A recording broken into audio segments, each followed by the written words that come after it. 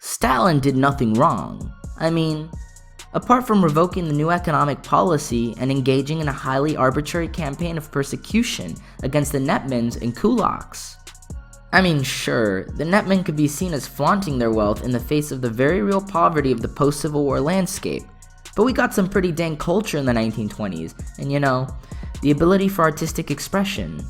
And of course, who can forget the mass prioritization of cities and industry over peasants and agriculture, thus creating a totally new form of exploitation?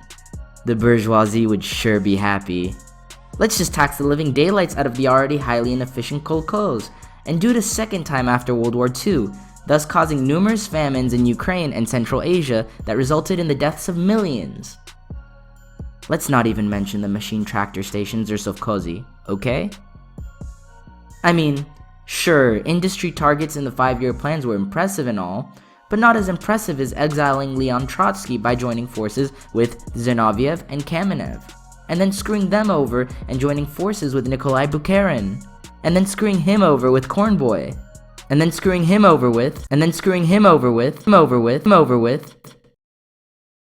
I think you get it. But what about the centralization of power brought on by the Constitution of 1936 that pretty much cut representation of the legislative branch and solidified Stalin's political power, which in turn allowed him to purge his party from foreign elements? Funny how he never mentioned the capitalist United States as being the main culprit, but I guess realpolitik has its way of soothing one's balls.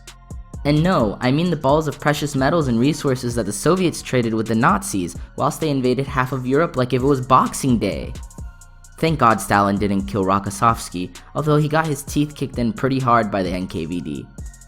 I guess that's why he took his anger out on the Nazis later on. Okay.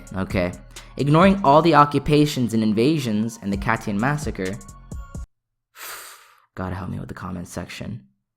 Let's look at all the fabulous deportations of thousands of ethnic minorities to lovely Kazakhstan, where they were rounded up in the most luxurious forms of transportation, thus marveling at the beautiful landscape.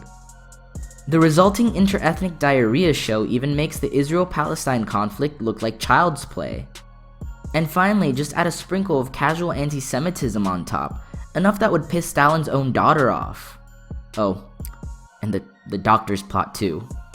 I guess that's why he called Einstein's theory of relativity petite bourgeois diarrhea.